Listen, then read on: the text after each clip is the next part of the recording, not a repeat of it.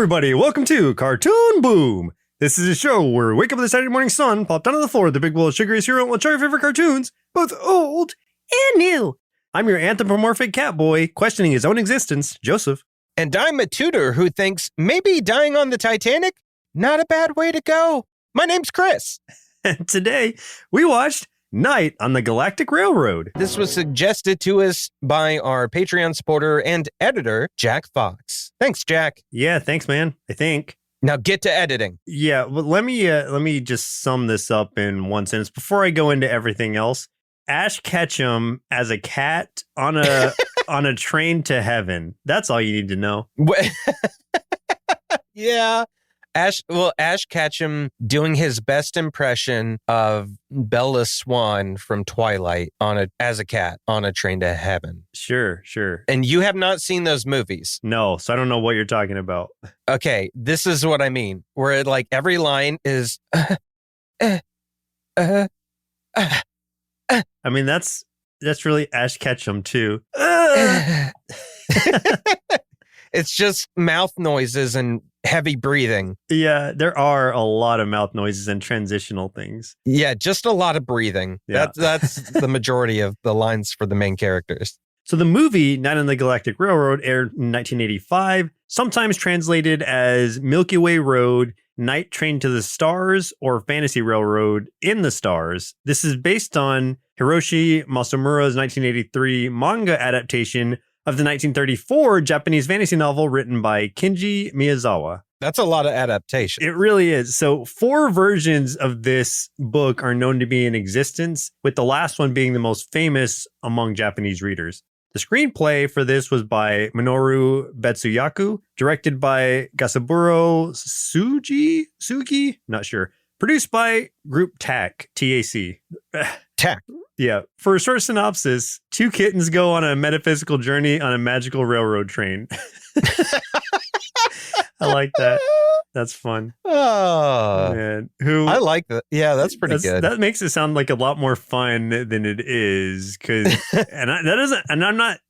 not tying fun to whether it's good or bad. I just mean like it gets there's a lot of dread involved here. So yeah. I'm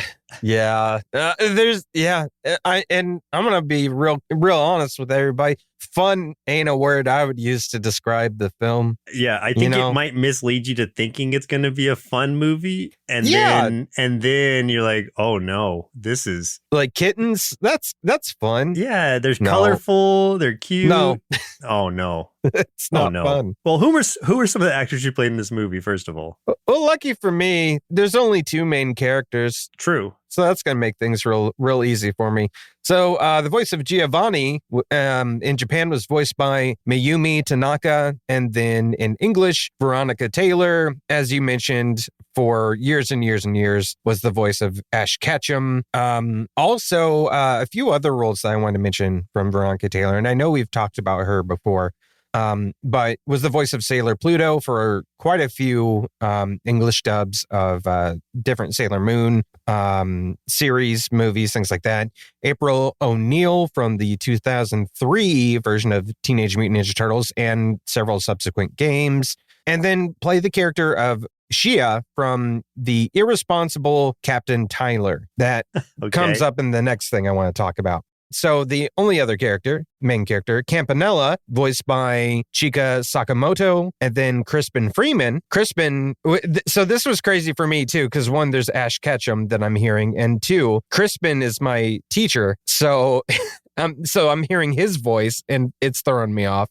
So that's weird. Ah, okay. So Crispin was Captain Tyler in The Irresponsible Captain Tyler. So they've worked together a couple times. He's also the voice of Alucard in Hellsing, Togusa in Ghost in the Shell standalone complex and the movies, and Itachi from Naruto. So there you go. Right on. And for a few tasty marshmallows out of our big bowl of Night on the Galactic Railroad cereal, the language depicted in text and captions throughout the film is Esperanto, an artificial universal language that was created to be spoken internationally, and in which Kenji Miyazawa was deeply interested. The film even holds a title in Esperanto, Nocto de la Galaxia Fervojo? I don't know. It's almost like a French type language. It's a mix. It's Yeah. a mix of French, Italian, and Spanish. Just basically all of the like very Latin influenced, all the romantic languages, basically. I actually was learning Esperanto for a while. Oh, okay. Yeah, Rochelle and I both, and Rochelle's mother had to learn it in school growing up in Hawaii. So she used to be able to speak it. I don't know if she speaks it anymore, but yes, it's interesting. So it's pretty easy to learn too. When I was first watching through this, I was thinking it was just like in French or like based on a French thing until I saw this. I was like, oh, okay. So it's kind of all over the place. Yeah. The film is based on an unfinished children's novel by Kenji Miyazawa. He started working on the novel in 1924 and kept polishing the work until his untimely death in 1933. In adapting the film, the novel's unfinished portions, mostly the middle sections, were handled by writer Minoru Betsuyaku. And that is why you should not be a perfectionist, because you'll just die. Yeah, if you're working on a book for 9 years and you're, I don't know. Looking at you, George R.R. Martin,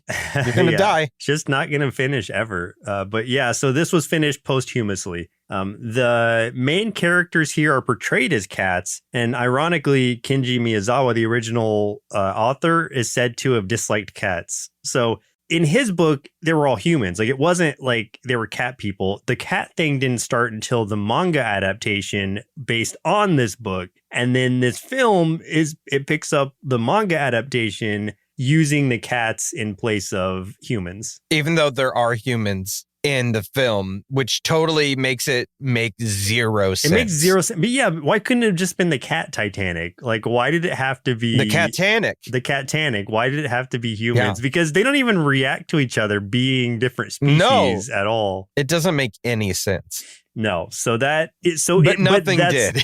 Right. But that's why I want to like express that they were not originally cat people in the story, which is why there's no reaction at all to them being cat people by the humans. Right. Yeah. Yeah. So that's really all I had for that. So this starts out in such a way, and we're not going to go scene by scene because that would take forever and it would be so boring. So I just want to say, like, in general, this starts out in a way where it's like, okay, it's just this kid who's like daydreaming. He's kind of bored and he's living a pretty like tough life at home. Like, you can instantly tell. And I called this before they even said it. It's like, okay, he probably has a sick parent at home because he's going and because he's a sad kid. He's a sad kid and he's going to do some work after school. So it's like, okay, he probably has a reason for that because he seems like a good kid. And also his dad's out of the picture for right now. Not sure exactly why. It's like purportedly his dad is out doing some quote unquote fishing. Quote unquote fishing, but the other kids are spreading the rumor that he's doing like criminal things and or in prison or something. So it's like, I don't know what the truth is behind that. Because they don't really elaborate on it past that. Truth is what you make it. So we do find out too. Like, I was thinking like, oh, well, maybe his dad died like on the fishing boat. But then like you find out like towards the end of the movie that like another adult's like, yeah, I wonder why he hasn't come back. I just talked to him. Yeah, your dad. So it's mailed like, me. no, he basically just abandoned his family. Yeah, dad went out for cigarettes, I guess. Yeah. He went to the liquor store and never came back. Yeah. Sucks for this cat. Yeah. And there's this, there's a Centaurus festival, which is like a astrological like festival celebrating the stars or something. And the other kids are going to that, but our main character Giovanni has to work. And so he's working at first and then plans to go to this. But first he has to go get his mom milk because she is in fact sick. And he's been taking care of her. He's going to get her dinner, which is this milk, goes to the milk place to get it. And in the process of having to wait for it, just decides to like take a little nap on the or just like start resting on this hill looking at the stars. And that's where it just goes. That's where the Galactic Railroad part comes in. It goes bonker. Yeah. Well, it's not even like crazy yet because like I expected something like this where it's like, okay, it's some kind of weird like metaphysical thing where it's going to be like in a dream state sort of. And like I was thinking before knowing anything else, because I did no research on this whatsoever beforehand,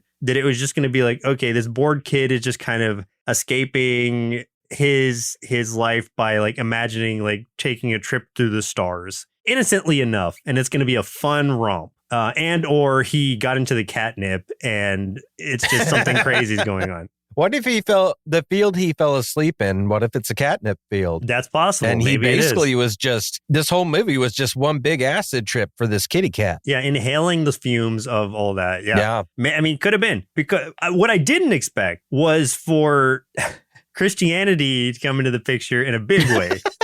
Yeah, like so much Jesus. There was like just big crosses, like just, I don't know, filling up the screen. Like you drive by, there's a lot of God talk and a lot of praying. But you don't get that until like halfway through the movie. Like you're misled for a lot of it into like, okay, what's up with this train? And why is Campanella on it with him? Really the only kid who's friendly to him, Campanella.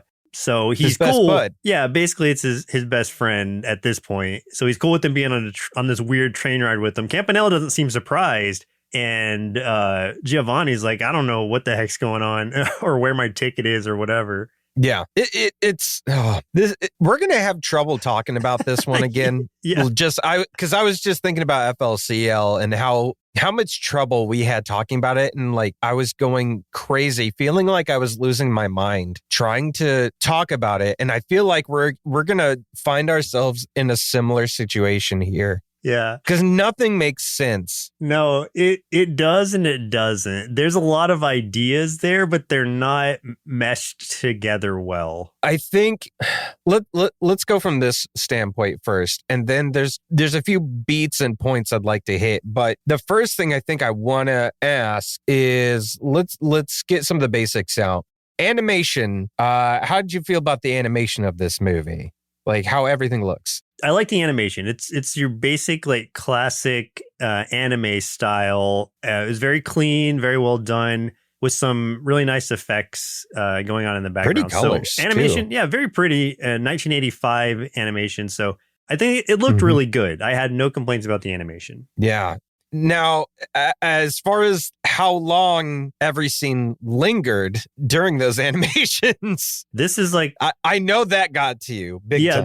This is a 2-hour movie, and it was one of those, basically is hour 53 or something like that. But it was one of those movies that beforehand, as I started watching it, the pacing of it was just so slow. Everything was so drawn out. And I texted you in the middle of the movie and I was like, dude, this is a 2-hour movie, but it's gonna feel like a 4-hour movie. And it kind of did. Yeah. And again, not to say that that's a bad thing. I don't want to like seem like I'm either hating on or defending it overtly, but I just want to say that I'm still neutral at this point that we're talking about it. I want to say that like there are times that I appreciate things like that. Like I think about like almost anything that David Lynch does. He lingers a lot with a lot of his shots and a lot of his scenes, and they're very quiet. And I really appreciate those. But there's a point where like you do it too often, right, and it kind of loses loses its effect. Meaning, yeah, it's like it's okay to linger on really effective, like powerful scenes. It's not okay to linger on every scene. There are some where it's just Giovanni like staring blankly at nothing for long periods, and it seems like he's zoning out half the movie. And I feel like there's a lot of scenes that I like in this too that are very akin to a lot of things that I do like about Studio Ghibli films, about just very casual slice of life style scenes that are just very pleasant to see animated, and the sound is pleasant too, of like, you know, there's like this one guy, the bird catcher, who gets onto the train and he starts, you know, getting himself into position like on his bench next to Giovanni, and he's shuffling around a little bit and going through his bags. And I like those kind of scenes, those soft, quiet moments of just kind of seeing characters shuffle about and stuff. That's something that Studio Ghibli stuff does all the time. But then you get, like you kind of mentioned, like this close-up of Giovanni watching him, and you will just see Giovanni's face for like 10 seconds. And it's just like, that is not needed. It's not. And they do it so often that it was really getting to me. Yeah. And Giovanni needs to blink more. It was really troublesome. Those are got to be the driest eyes. He's going to get that nasty crust that some animals start getting when they get older, around their eyes, that real gross brownish yellow crust. Ugh, yeah. He's going to get it so quick. And he's going to need eye drops, like prescription eye drops. Yeah. So touching on the fisherman or the bird catcher rather. Yeah. There was so many things that were creeping me out about that. This was pre-Christianity stuff, I think. Like, I don't think they had mentioned anything like Christianity related yet. It happened. I think it started like right after that. Yeah. So, okay. So this guy, he's a bird catcher. Fine. I get it. He's got like... And a cat. Yeah. Oh, and a cat, man. Of course. They're mostly all cat people. Everyone in this movie is a cat up until one point where humans get on board. But I also wanted to say, like, yeah, they're mostly cats. And for the most part, they have like, a basic amount of like whatever minimalist clothing pet cat people wear. Like I think Giovanni just has a vest or whatever. No pants. Except for their teacher, when you go back to like the beginning of the movie, he's just completely in the buff. He has nothing totally on. Nude. Yeah. Yeah. Which, could you imagine, like, the horror, thinking about when you were a kid, like, the kind of teachers you had, the trauma you would have as an adult now. Like, they should have at least given him a tasteful bow tie or something. I was just thinking the same, a bow tie and glasses. Yeah, an implication of clothing, but no, he's got nothing. And I'm sorry, that's a sidestep, but I just wanted to comment on it before I forgot. No, I like it. Yeah, back to the bird catcher. So he's got these two bags or these sacks with them, essentially, that are full of birds he's caught or whatever to eat. Herons, yeah. And you're like, okay, that makes sense. They're cats. They eat birds, whatever. And then when he starts giving the birds, like when he starts handing them out to share, like these birds are like cookies or candy or something. But it was so creepy. Like, he ends up being a nice dude, I think, but like everything about him in the scene, and like it doesn't help that the music throughout this movie has sinister overtones. No matter what's happening up until one point where it should be.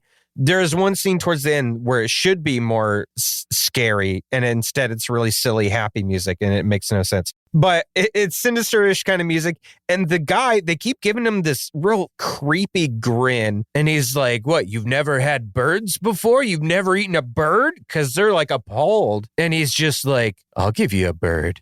And he's just opening this bag, and he's just try it. You too. He's pointing at Campanelle, and it's just like, everything about this is like Stranger with Candy kind of danger, and it was creeping me out. And he like snaps the leg off of this heron. Yeah, but they're also like flat. They look like cookies. Yeah, exactly. Yeah, they're like flat. Right, they're cookie-like, and even Giovanni's like, oh, it's hard like candy or something. It's candy. Yeah. Yeah. But and this thing goes full on drug trip.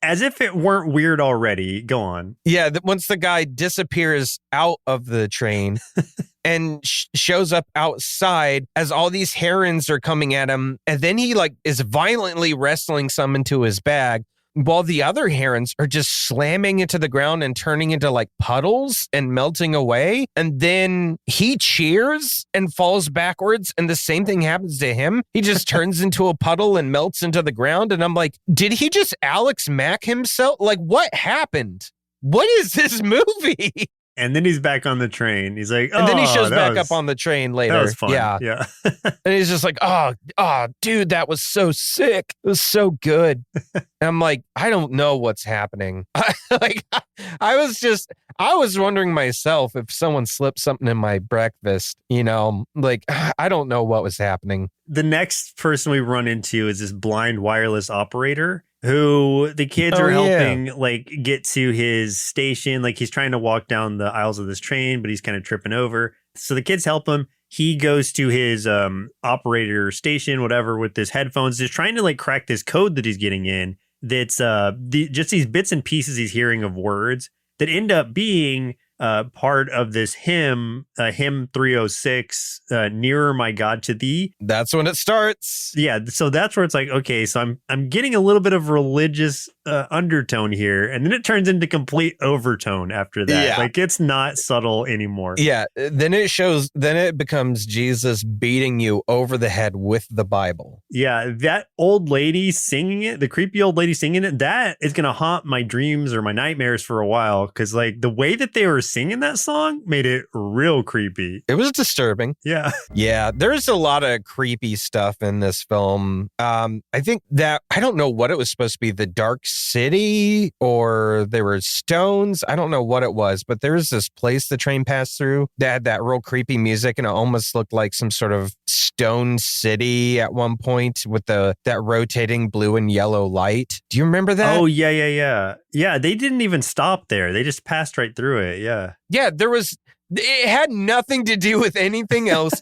No one got on the train. No one got off the train. They just go through it, and you're just slowly kind of ascending through this just dark city with these big stone buildings or something, with this blue and yellow light rotating and this creepy, scary music, and Giovanni and Campanella just staring out the window like, oh, yeah, and everyone getting all freaked out, and then it's over. That's it, and it just moves on to the next scene, and I'm like, what? Why?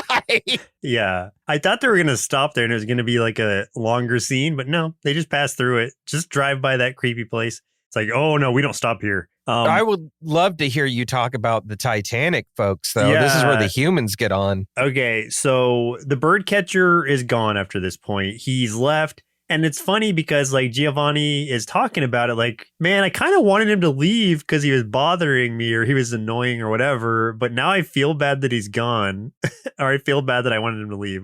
Basically, I miss him a little bit. Then they start smelling apples, and right after that happens, this actual human family comes aboard, and they start talking about like, if at this point you hadn't already gathered that this might be like some kind of death train, then here's where you'll really find out, oh, it's a death train, because they're talking about this ship that was just hit by the Titanic, or sorry, that was hit by an iceberg and sank. And then like, instead of just saying it, they really directly show you exactly what happened. They walk you through scene by scene of the Titanic hitting the iceberg. Yeah. And that's when it's like real, like, oh man, this is troublesome. Cause this guy, so it's a guy and two kids, like an older girl and then a younger boy. And then the guy's talking about like, yeah, I was their tutor, or I am their tutor. I'm in charge of them, left in charge of them by their parents. And then, we hit the iceberg and there just wasn't room on the boats to save everybody. So my first thought was that I'm going to save these kids. Let me get them on a boat. But then I see that there just wasn't room anymore. So I figured the better thing to do would be to let them die together and be with God. And I was like, oh man, now this is getting real dark. Yeah, this guy's just like, you know what? They should just go to heaven together. Yeah. And I'm like, wait a minute, you're in charge of these kids and you're just like, you know what? Let them die. That's great. That'll be for the best. And I'm like, oh my God. Yeah, seriously, literally. Oh, that was so disturbing. So then it turns into like this whole, oh man, from every point from here, everything that's said becomes a little more ominous and creepier. Like he continues talking and he's basically saying that he's not sure what happiness really is or truly is, but we can all reach true happiness one step at a time by serving God, even if we do so from the depths of our lonely despair. It's like, Jesus. Wow. Literally. Yeah. Oh, man. Yeah. Yeah. I was feeling like, okay, once the religion stuff hit, I was feeling like these apples were going to be like from Satan, because this drifter. I forgot about the apples. Yeah, this drifter cat comes on. He's like, hey, want an apple? And he's offering everybody an apple. And he's just this really like rundown looking dude. Yeah, I was thinking the same thing, because of like, they went so over the top religious with this that when they brought on this real dark looking kitty cat who was like, hey, you want an apple? I was just like, oh, okay, so this is the temptation thing, and they're going to have to say no. But no, like everyone on this train ate an apple. Yeah, he was just a nice, creepy old cat. Yeah. I mean, they all were creepy in their own way. That's true. Yeah. I was really happy when the humans left because they were they were the worst part of this whole film. I do want to point out one thing that I think the little girl said it about the flame of Scorpio as they were passing that. Oh, that's right. So Yes. because that plays a huge role in this whole movie, really. But yeah, later on especially. So it's the story about this. I won't tell the whole thing, but essentially this weasel chasing this scorpion to eat him for food. But the scorpion, out of fear, runs away from the weasel instead, but then ends up falling into a well. I can't remember exactly what happened to him, but I think it was a well. Yeah, it falls into a well. So then he's just like, well, now I'm just going to die without serving any kind of purpose. I feel like now I feel useless. Like I should have let myself be eaten by this weasel to at least serve as food for another life form. And the scorpion, in doing so, like starts reaching out to God saying, dear Lord, in my next life, don't let me waste myself. Let me use my body for the true happiness of everyone in the world. And that's when he bursts into flames and becomes like a constellation, essentially. I think it was the idea of it. So that was essentially the birth of this constellation. But the primary reason I want to bring that up is because self-sacrifice is a huge part of this movie. Huge focus of it. Oh, God. Yeah.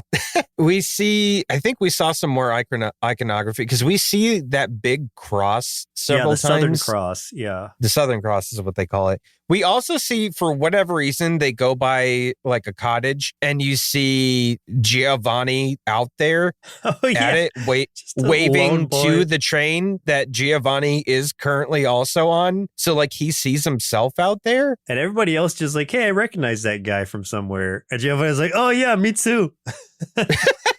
Yeah. But no one says anything. No one's like, hey, that's you.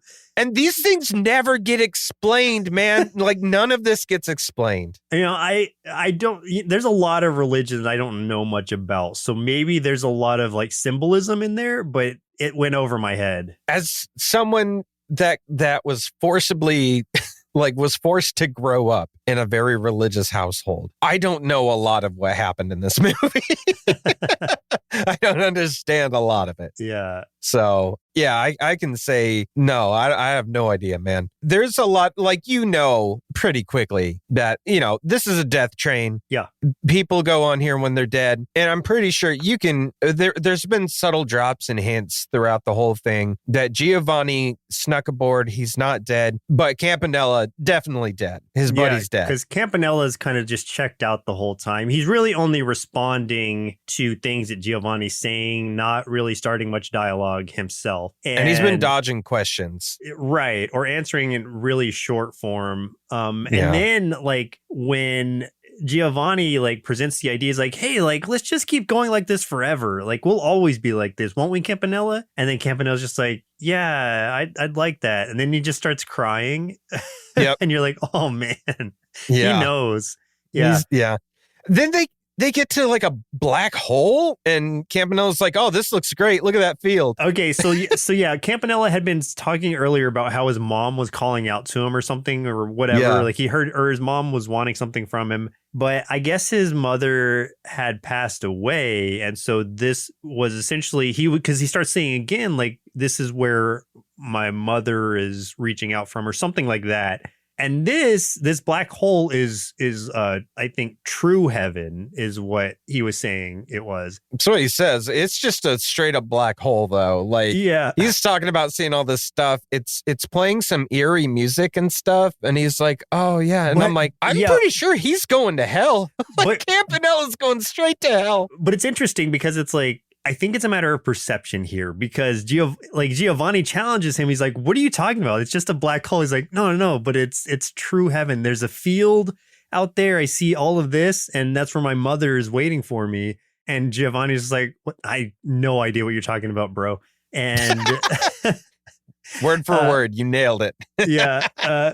And then when Giovanni's looking around. He asks Campanella, he's like, well, we're always going to be together, right? And then he looks back and Campanella's gone. He's peaced out. He did the Irish goodbye. He's just gone. Then watches him walk off the train and says goodbye to him. So that's where you see that this is his stop, basically, on this death train. And this is the weird part to me, is like, this is the weird part? Go on. Okay. It's it's one of many weird parts. Yeah. But like I was saying earlier, so much of this movie has like this weird, sinister music to it. Not every part. There's some scenes, especially before the train, that are very pleasant and sound very pleasant. And there's like, there's one stop where they were looking at all these giant fossils that had some nice music to it and stuff. But for the most part, sinister music. And then this part, which should be the more gut-wrenching part of the film, because he's losing his best friend. Campanella's walking into what just looks like a black hole. So we really don't know what's 100% what really is taking place. And the music's just like, like it's all happy sounding. And I'm like, what? This is so stupid. Why would you do that song at what should be the most emotional part of the movie? It's all over the place. Yeah, it didn't make any sense to me. That was stupid. That was a dumb call. Right after that, though, is when Giovanni finally wakes up from his nap. Cat nap, would you say? Yes, his cat nap. Thank you. And he goes back to get the milk that he's like, oh no, I still got to give my mom dinner and all that. And that's where he finds out what we at this point already predicted, that Campanella had he's missing. He's gone missing because he's kind of gotten carried away by the river, because he dived in to save another kid and then got carried away by the current after he did save that kid. So the time between when he did that and now had been about 45 minutes, which I guess had been the runtime. I don't know that it was exactly the runtime of, when he got on the train and when he got off of it, but it was a lot longer. Yeah. So that's what the idea was that whole time he was on the train with Campanella was when he was like floating down that river. And then when he got off the train, that's when he finally, passed. And so he, it comes to a point where you don't see his dead body or anything. They just stop looking for him. He's like, oh, he's been gone for 45 minutes. He's probably dead. Well, that's the messed up part. That was Campanella's dad. Yeah. Did you know that? No, I didn't know that was his dad. That was his dad. That's just like, it's been 45 minutes. Like, we don't need to keep looking. Yeah, he's just so nonchalant about it. And then he starts talking to Giovanni. He's like, hey, Giovanni, what are you up to? Thanks for coming out here. He's just like, you know what? Where's your dad? I just talked to him. Yeah.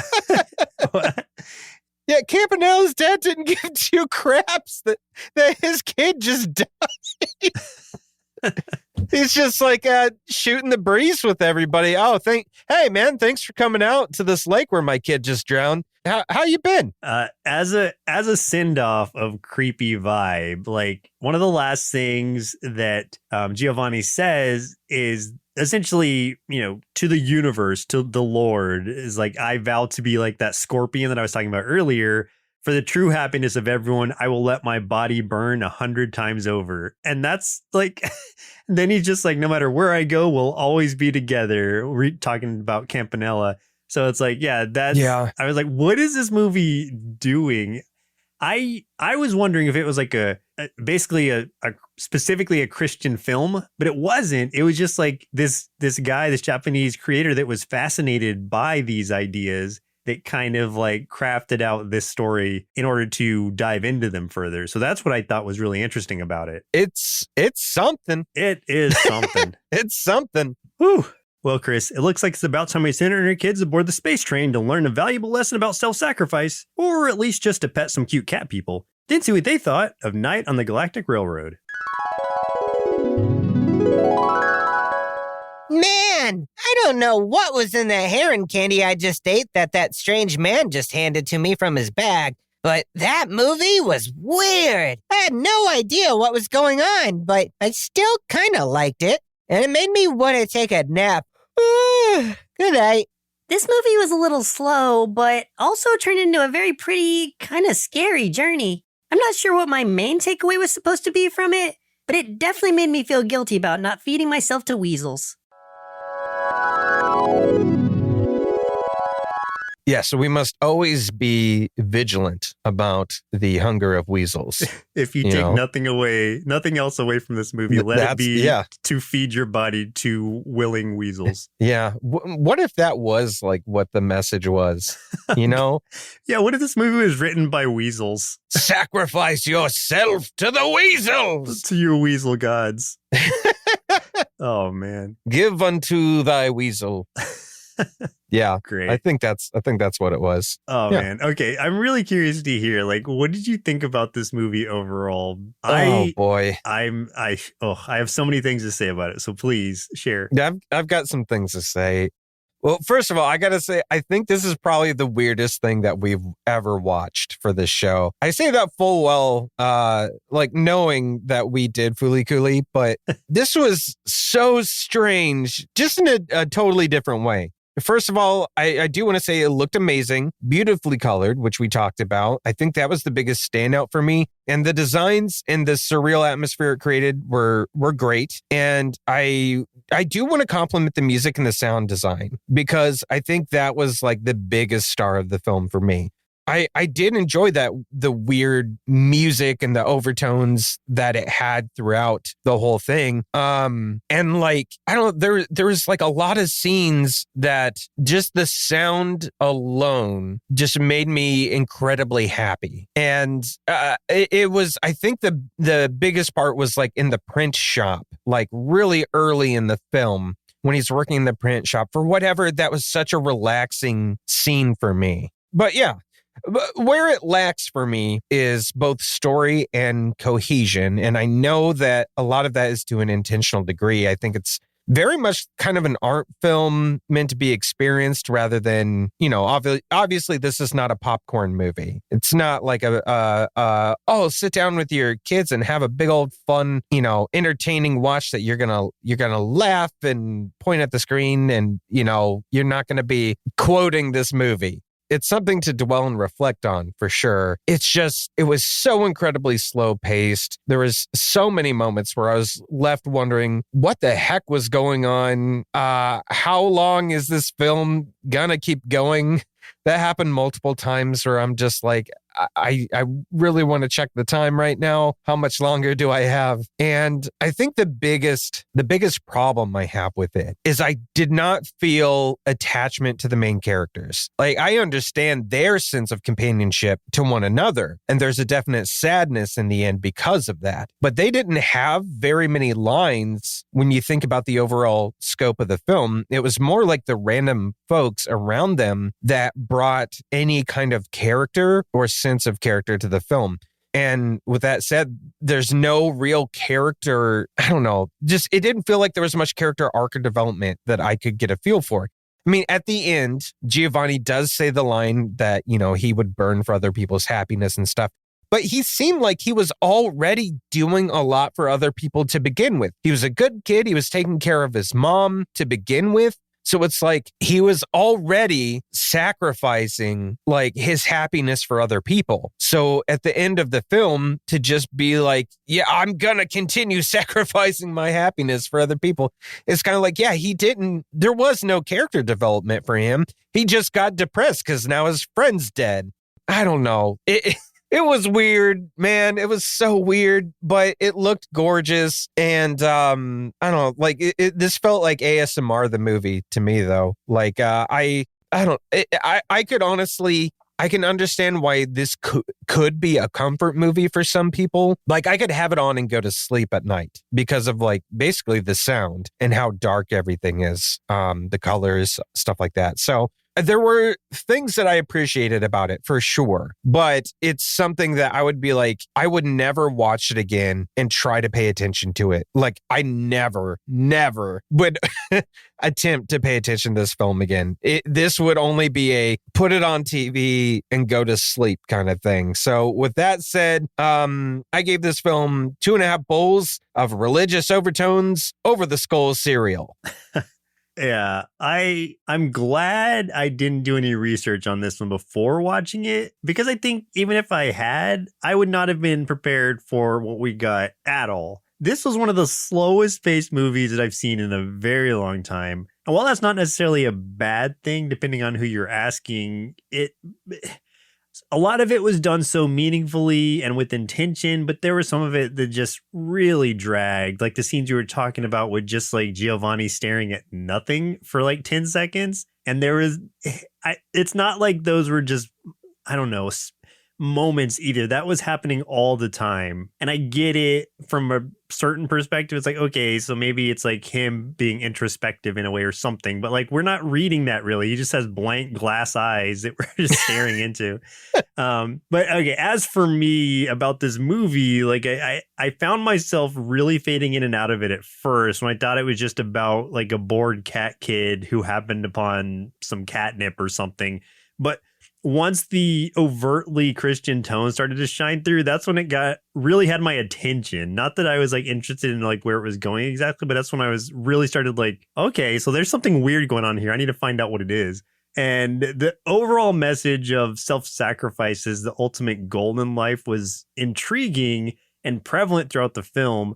So once the girl tells the story about the scorpion and the weasel, it really started to piece things together based on what we'd seen, and sent me down a path of momentary self-reflection, I guess, with the outcome of that being that I have definitely not sacrificed enough in my life to make it to true heaven, if we're being honest.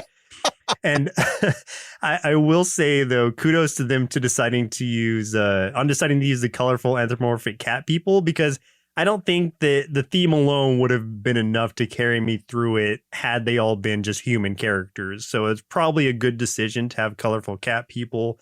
This was a unique experience, but probably, much like you said, a one and done for me. I would never watch it again and try to pay attention to it. I paid enough attention the first time and still gathered very little from it. So it's like, it's just a weird background kind of thing. With all that said, though, I'd give Night on the Galactic Railroad 3 big bowls of Midnight Train Knocking on Heaven's Door cereal out of 5. And while I did find it fascinating, I'd really have trouble knowing the audience that I could recommend this one to. I guess if you're looking for something somewhat thought-provoking and you have a couple hours to kill, then feel free to take a ride on this crazy train. But man, I can't say in good conscience that you should definitely watch it, because I feel like half the people I would tell that to or more are just going to feel like their time was wasted. I think I would only recommend this to people that are very interested in like anime from like a historic perspective, you know, or like just appreciating the art specifically of like anime. If you are going through and trying to familiarize yourself with anime that has had large impacts on the industry, or not even large impacts, but that have shaped things in some way, shape, or form. I think of like, let's say this Bubblegum Crisis being another one. You know, it's like stuff that you would want to go back and, you know, maybe take it in and just, you know, to be able to say you've seen it and you understand. You know, you might see where other things have come from.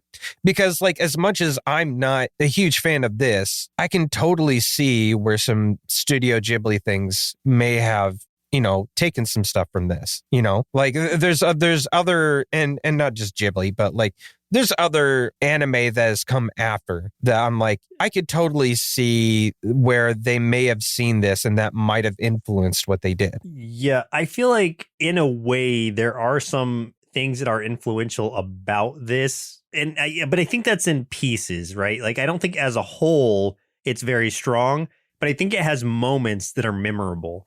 There are I know I read somewhere that Over the Garden Wall had taken some inspiration from certain scenes of this. I don't know if it was directly or if it was just coincidental, but there were scenes that were like very closely tied to this one as well. So another potential source of inspiration for part of that show. So I think it's like you said, it's like it's influential in a way, even if it's not as a whole package. Right. And that's something I could honestly see that too. So yeah, I think from that perspective, if you are interested in it as the industry and as the art form, then I would recommend watching this. Sure.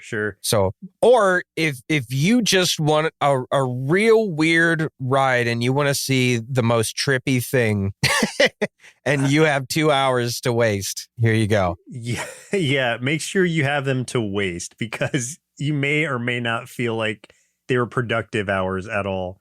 You know, I think one of the other problems I had with this is just I really dislike the idea of like the whole self-sacrifice ideal is an ideal I don't like. So that as like the main message of the story was just really rubbing me the wrong way, because I'm like, that's such a toxic trait to have. They hammer that home so hard, because like it's like, yeah, you can make it to the Northern Cross if you're okay, if you're good in life, but you have to sacrifice something to make it to true heaven.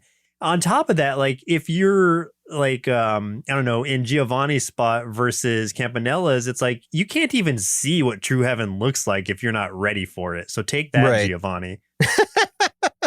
You don't even get to look on it. Yeah, to your point, it's like he didn't learn anything really, except that, like, he wasn't sacrificing enough, even though that's all he was doing with his life was sacrificing for his mother and stuff. So yeah, I didn't understand why it needed to be him. I wish it was like a bad kid or like some kind of kid who was really selfish and maybe learned something. But instead, it's just like, all right, maybe it's like, Giovanni, you're close, but you're not quite sacrificing enough. I'm going to need you to sacrifice your actual life for somebody, and then we'll talk. It's like, my life sucks, but it needs to suck worse or I can't go to heaven. Yeah, just a little bit more. I got to burn 100 times harder. Yeah. I need to set myself on fire and feed my remains to a weasel, or I'm not going to see Jesus. I got to go find a weasel quick. I won't make it to true heaven if I don't. Oh, man. But thank you anyway, Jack, for showing us this. Like, I do appreciate getting to see it, just from the idea of like, I there was things I did appreciate about it, and I thought it was beautiful to look at and everything. And I really did enjoy the music and all that stuff. And it gave me an appreciation of, like I said, kind of like the art form and everything in and of itself. Even if I didn't like the message of it and there's other stuff I didn't like about it, it was still cool to experience it at least the one time. Yeah, a one and done for me for sure, but interesting experience to say the least. So before we go, we do have an announcement to share with everybody, which is, after a really long time of talking things over, lots of factors considered, including our community, our financial situation, and our own personal health and sacrifices, we've decided to turn off the TV and finally tuck the cereal box away. We've tried to address the issues we were experiencing by changing up Cartoon Boom and how we run Nerd Sloth towards the beginning of the year, but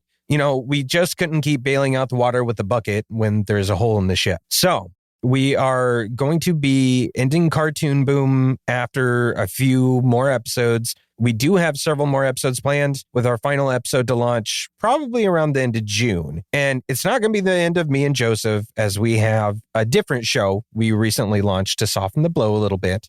It's the Nerd Sloth podcast, where you have just the two of us and everything is on the table for discussion, movies, gaming, animation. I think we talked a lot about the Mario Brothers movie in the first episode, which is why we didn't review it on here. So basically, if you enjoy our antics, you're gonna like the new Nerd Sloth podcast. You will. We'll have links to it in the show notes, and you know what? Look for a feed drop as well to follow this episode. We'll just upload an episode in the Cartoon Boom feed so you can check it out, see if it's your thing or not.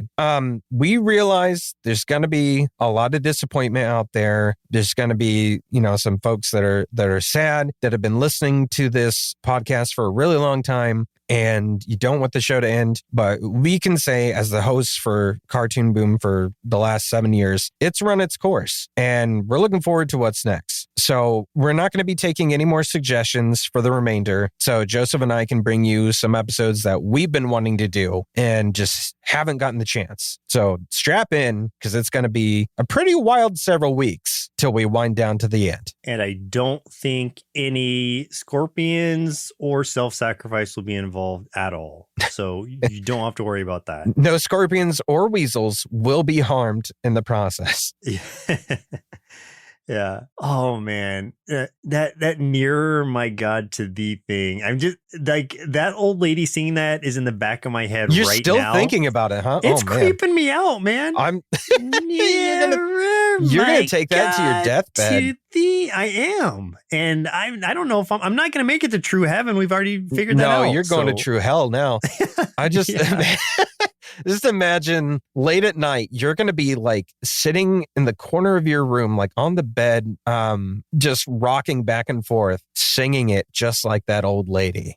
Yeah, I'm going to be at a straight. The next place you see me after watching this movie is going to be in a padded room with a straitjacket on, rocking back and forth, singing that song to myself. Yeah, that's going to be the end of you. That's the path after watching Night on the Galactic Train. That's what happens be warned. to you. Be warned. Yeah.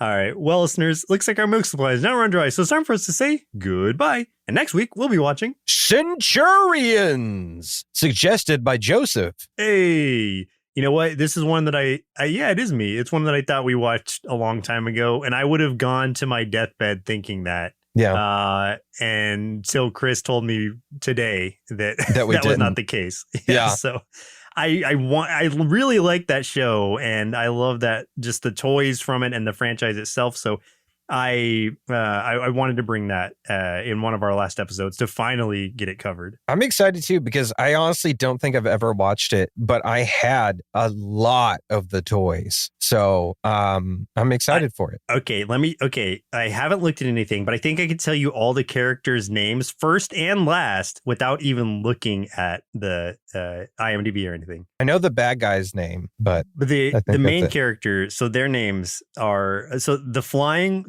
one is Ace McCloud. The ground dude in the yellow is Jake Rockwell, I think. And then the guy in green, the water dude, is Max. Oh, I want to say it's Max Ray. Like, they all had names that were, yeah. I may be wrong, but I'm just like off the top of my head. And this has been me carrying this for years since I was a kid. Those are their names, I believe. Well, let's find out. If you're correct or not.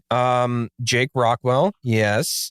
Ace McCloud, yes. Oh, you were wrong on the one water of one's them. name. Let's see. No, it wasn't. Max Ray. It says it right there. Oh, dang. Yeah, sorry. I was looking at this other one. You're like, nope, the water guy was Doc Terror. I saw a different name, and I thought maybe you got one wrong. I looked and saw one called Rex Charger, and I thought maybe that was it. That's a cool name, though. Yeah, but because I was thinking of like a depth charge. Oh, and I was just see. like, oh, you got it wrong, and I was gonna laugh at you, but whatever. Nope. Fine. Got it right. Whatever. Yeah, so that's what I mean. Like, that's one of those stories that it's just stuck with me all these years. So I'm glad that I'm finally able to bring it to the show. Yeah, I'm looking forward to it, man. So let's do it. What's funny is, like, this actually ties out to almost being my birthday pick anyway, since my birthday is next month. Hey, there you go, man. Perfect. We'll say it's your birthday pick. There you go. A very early one. Yeah. Once again, I'm Joseph. And I'm Chris. We'll see you next Saturday.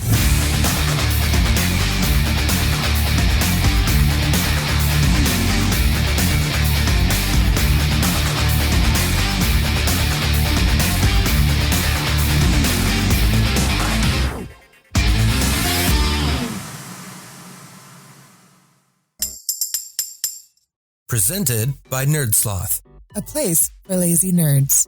If you like what you heard, consider donating at patreon.com/nerdsloth so we can continue bringing you quality shows. Be sure to also leave us a review and share your favorite episodes and clips on social media. If you're looking for more content, visit us at nerdsloth.com.